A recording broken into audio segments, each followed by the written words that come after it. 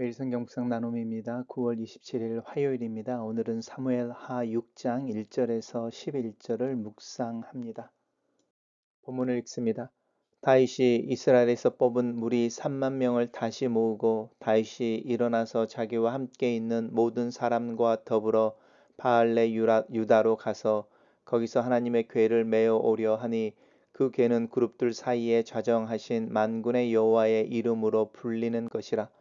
그들이 하나님의 궤를 새 수레에 싣고 산에 있는 아비나답의 집에서 나오는데 아비나답의 아들 우사와 아요가 그 새 수레를 모으니라. 그들이 산에 있는 아비나답의 집에서 하나님의 궤를 싣고 나올 때에 아요가 궤 앞에서 가고 다윗과 이스라엘 온 족속은 잣나무로 만든 모든 여러 가지 악기와 수금과 비파와 소고와 양금과 재금으로 여호와 앞에서 연주하더라. 그들이 나곤의 타작 마당에 이르러서는 소들이 뛰므로 웃사가 손을 들어 여호와의 궤를 붙들었더니 여호와 하나님이 웃사가 잘못함으로 말미암아 진노하사 그를 그곳에서 치시니 그가 거기서 하나님의 궤 곁에서 죽으니라.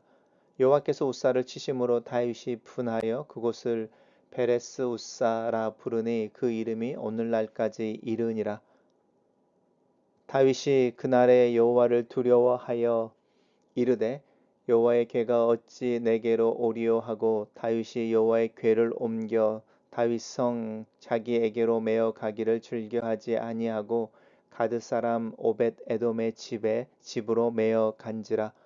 여호와의 궤가 가드 사람 오벳 에돔의 집에 석 달 있었는데 여호와께서 오벳 에돔과 그의 온 집에 복을 주시니라. 오늘의 본문은 네 개의 단락으로 나누어져 있습니다. 첫 번째 단락입니다. 이제 다윗이 이스라엘에서 뽑은 무리 3만 명을 다시 모았다라고 말합니다. 이 말은 그 전에 모은 적이 있다는 뜻이죠. 이제 무슨 이야기를 하고 있냐면 다윗이 이스라엘 12지파를 다스리는 공식적인 이스라엘의 왕이 되고 예루살렘을 이제 수도로 삼아서 이제 통치를 시작하는데 그 소식을 들은 블레셋 사람들이 두 번의 전쟁을 일으켜 오지요. 그래서 그 블레셋 사람들과 전쟁을 하기 위해서 이스라엘의 군대가 이제 착출되어져서 모아지는 것을 이야기합니다. 그래서 두 번의 전쟁이 끝나고 그 전쟁에서 승리를 한 다윗이 이제 다시 3만 명의 군사를 모아서 그 사람들과 함께 이 바알레 유다라는 곳으로 갑니다. 이곳에서 이제 하나님의 궤를 메어 오려고 한다 이야기합니다. 사무엘상 6장으로 넘어가는 일인데 사무엘이 어린아이일 때 엘리가 제사장이었을 때 그리고 엘리의 두 아들들이 이제 제사장으로서 악행을 행하고 있을 때에 블레셋과의 싸움에서 하나님의 법궤를 들고 전쟁에 나가지만 오히려 법궤도 빼앗겨 버리고 참패를 당하는 이야기가 있고 하나님께서 스스로 영광을 회복해내기 위하여 그 법궤를 되찾아오시는 이야기가 있습니다. 그러면서 베세메스라는 곳에 이제 이 법궤가 이르고 그 법궤를 이제 그곳에 있는 사람들이 이제 보관하고 있었던 것에 대해서 이야기하는데 누구의 집에 있었는지는 오늘 본문 다음 단락에 자세히 나옵니다. 그 하나님의 법궤를 메어 오려고 한다라고 말하면서 하나님의 법궤를 옮기는 것에 대해 이야기할 때 옮겨온다라고 이야기하지 않고 오늘 본문에서 계속적으로 반복되어 옵니다. 메어 온다 이 이야기를 합니다. 왜냐하면 이 하나님의 법궤는 이렇게 고앗 자손이죠. 그 레위 지파 중에 특별한 지파의 사람들이 이제 법궤라고 하는 게 작은 상자여서 그 상자에 고리가 달려 있어서 내 귀퉁이에 그 고리 사이로 막대기를 넣은 다음에 그것을 어깨에 짊어지고 이동하게 되어져 있습니다. 그래서 이 메어 온다, 특별히 이 하나님의 법궤를 이동할 때 이 표현을 쓰고 있는 것을 기억하시면 좋을 것 같고, 이 법궤는 그룹들 사이에 자정하신 여호와의 이름으로 불리운다라고 말하는데, 이 법궤가 이제 상자로 이렇게 되어져 있을 때에 이 위에 이제 상자 뚜껑이 있는데요. 이 상자는 나무로 만들어진 것이고, 특별히 이제 금으로 덮개를 만드는데 이 덮개를 속죄소 이렇게 불러서 이 여기 이제 법궤 위에 천사 두 마리인 거죠. 이렇게 자기 얼굴을 가리고 있는 천사 두 마리가 이렇게 날개를 펴고 있어서 이제 여기에 하나님이 앉아 계신다라고 이야기하는, 그래서 이 법궤가 하나님이 이 세상에 물리적으로 앉아 계시는 하나님의 어떤 왕좌가 되는 거죠. 이제 그 부분에 대한 이야기를 하고 있습니다. 그래서 이 법궤가 옮겨진다라고 하는 것은 하나님의 의자가 왕자가 옮겨지는 것이니까 하나님의 임재가 사실은 옮겨지는 것을 의미하기도 하죠. 단락을 요약해 보겠습니다. 다윗이 3만 명을 모으고 자기와 함께 있는 자와 함께 바알레 유다로 가서 하나님의 궤를 예루살렘으로 옮겨 오려고 한다. 이렇게 정리했습니다.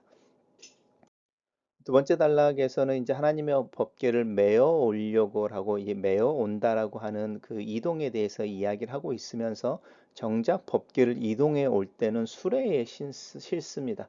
새 수레를 만들어서 거기에 하나님의 법궤를 싣고 그리고 그 수레를 이제 모으는 거죠. 아효와 우사라고 이야기하는 이제 아비나답의 집에 법궤가 있었는데 그 아비나답의 두 아들이 이 법궤를 담은 실은 수레를 밀고 오고 있고 이 수레를 끄는 이제 동물이 나오는데 그게 우리 다음 단락에 보면 소가 나옵니다. 무슨 이야기를 하고 있냐면 다윗이 내려갈 때는 분명히 이 법궤를 메어 와야 된다라는 걸 알고 있었는데 정작 거기에 가서 이제 법궤를 가져올 때는 이 법궤를 블레셋 사람들이 이 베세메스라고 하는 곳에까지 이동시킬 때 썼던 방법을 쓰고 있다는 겁니다. 젖을 떼지 않는 암소 두 마리 그리고 멍에를 처음 매보는 그 소의 멍에를 메고 새로 만든 수레에 법궤와 다른 예물들을 넣어서 이제 가게 하는 그 블레셋 사람들의 방법으로 하나님의 법궤를 옮겨오고 있는 이 아이러니한 모습이 이 두 번째 단락에서 이루어지고 있고 근데 거기에 대해서 문제의식을 느끼는 사람이 하나도 없어 보이죠. 오히려 그것을 다윗과 온 이스라엘 사람들은 환영하고 그 법궤를 인도하고 싣고 이렇게 움직이는 그 수레를 따라오면서 하나님을 찬양하고 있습니다. 단락을 요약해 보겠습니다.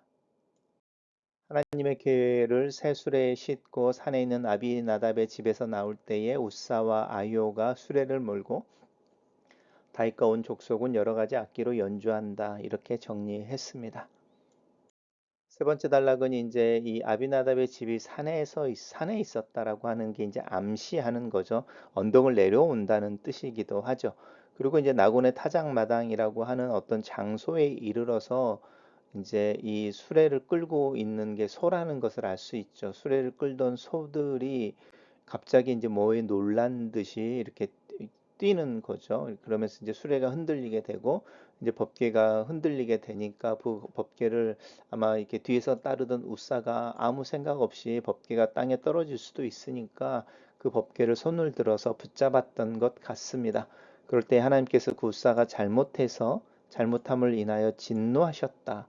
라고 이야기하는데 이제 우사가 하나님의 법궤를 만진 것도 하나님의 진노하심의 이유가 될 수도 있지만 하나님의 법궤가 하나님이 정하신 방법으로 이동되어지지 않고 오히려 블레셋이라고 하는 이방인들의 방법으로 옮겨지는 것에 대해서도 하나님이 아마 진노하시는 것 같습니다.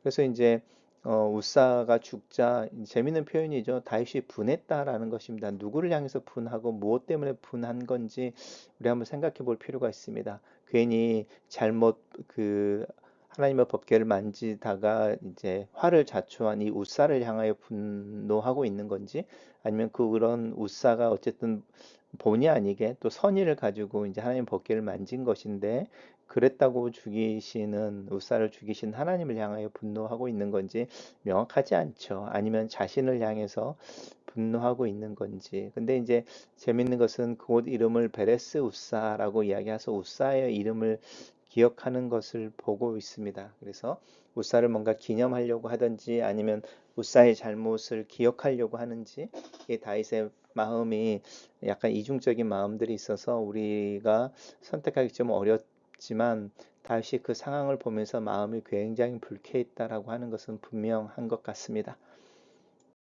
단락을 요약해 보겠습니다. 나곤의 타작마당에 이르러 소들이 뛰자 우사가 손을 들어 하나님의 궤를 붙들다가 죽임을 당한다. 이렇게 정리했습니다. 마지막 단락입니다. 그래서 다윗이 그날의 여호와를 두려워하였다라고 말합니다.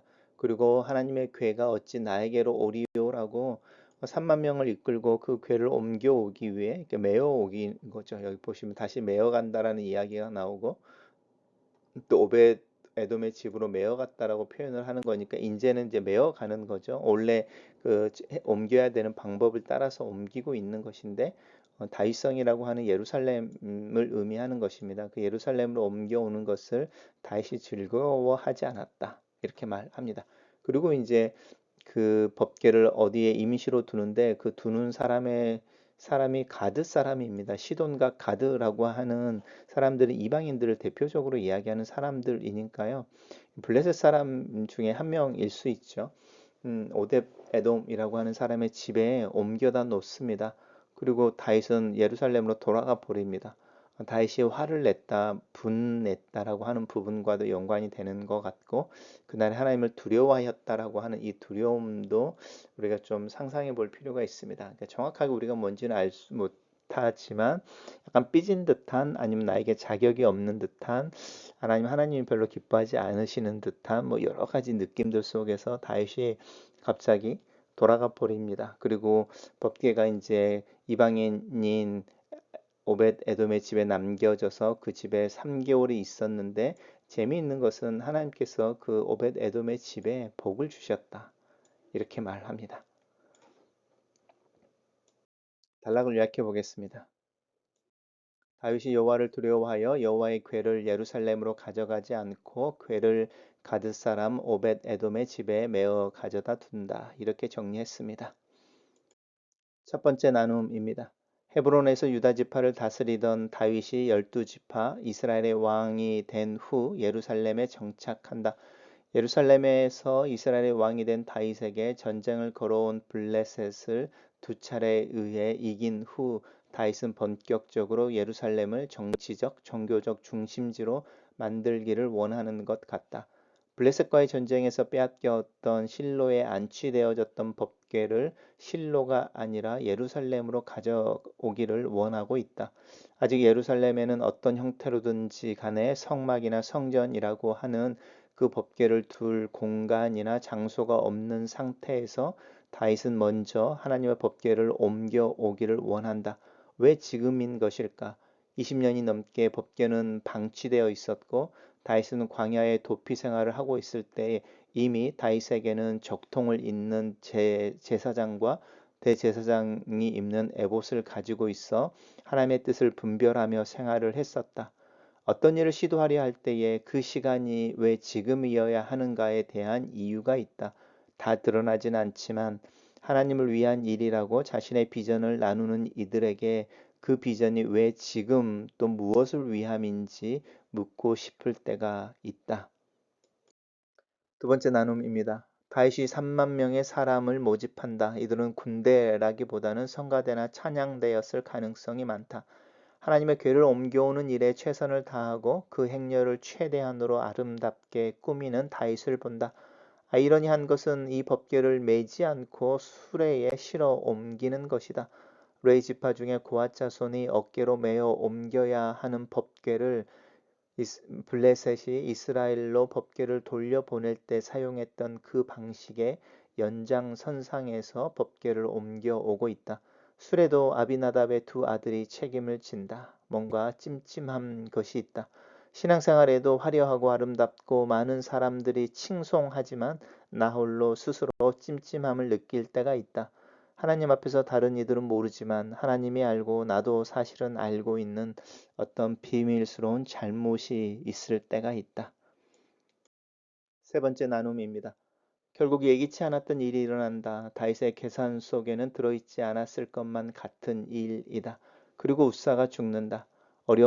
이해하기 어려운 상황이기도 하다. 다윗이 분하게 여겼다고 다윗의 반응을 언급하고 있다. 다윗은 누구를 향하여 무엇에 대해 화를 내고 있는 것일까? 나 또한 마음속에 이유 모를 분노를 느낄 때가 있다. 특정한 대상도 없고 화날 일도 사실은 없는데 내 마음에 불이 타오르는 것을 느낄 때가 있다. 나는 왜 누구에게 무엇에 대해 그런 분이라는 감정을 보이는 것일까? 하나님을 다 알 수 없다고 말하면서도 하나님을 소유하고 하나님을 조정하려는 죄를 짓는 나를 본다. 하나님의 주권을 이야기하면서도 나의 뜻을 이야기하고 하나님을 향하여 내 뜻대로 움직여 주지 않으심에 대한 서운함과 불편한 마음을 품는 나를 자주 본다. 마지막 나눔입니다. 하나님의 법궤를 예루살렘으로 옮겨오려던 계획을 너무 쉽게 포기해버리는 다윗. 다윗의 마음이 궁금하다. 웃사의 불의의 사고와 죽음 앞에서 그는 무슨 생각을 했을까? 하나님께 자신의 마음이 들켜버린 느낌이었을까? 자신의 마음을 몰라주는 하나님에 대해 서운한 마음이었을까? 수레에 실려 옮겨지던 법궤가 메어져서 옮겨지는 표현을 다시 읽는다. 법궤가 올바른 방법, 올바른 대우를 받고 있다. 다만 이 법궤가 가드 사람이라고 이야기하는 이방인의 집에 옮겨지는 아이러니한 모습을 본다. 왜 그렇게 한 것일까? 나 같으면 차라리 실로로 그 법궤를 옮겨갔을 것 같은데 왜 이스라엘 중 누구 하나 하나님의 법궤를 자신의 집으로 들이지 않으려고 한 것일까? 하나님을 믿는다고 말하는 신앙의 무게를 견디지 못하는 순간이 있다. 차라리 교회 밖의 사람들이 훨씬 더 그리스도인다운 삶을 살 때가 있다. 나는 내 믿음은 이 슬픈 현실 가운데 있는 것 같다.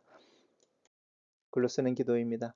하나님의 주권을 이야기하면서도 내 힘으로 무언가를 할 수 있는 상황, 그때를 기다리고 이루어내려고 하는 욕심이 내 안에 있습니다.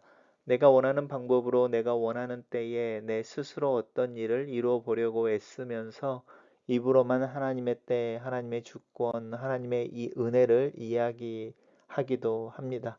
하나님 앞에 설 때면 부족함보다 더 깊은 곳에서 정직하지 않는 내 모습, 마음과는 다른 내 모습을 봅니다. 하나님의 은혜와 긍휼을 구합니다. 하나님의 방법, 하나님의 때에 하나님의 일을 하는 사람이 되기를 기도합니다. 이것을 위해 분별과 인내, 성실과 일치의 삶을 살 수 있도록 도와주시기를 예수님의 이름으로 기도합니다. 아멘.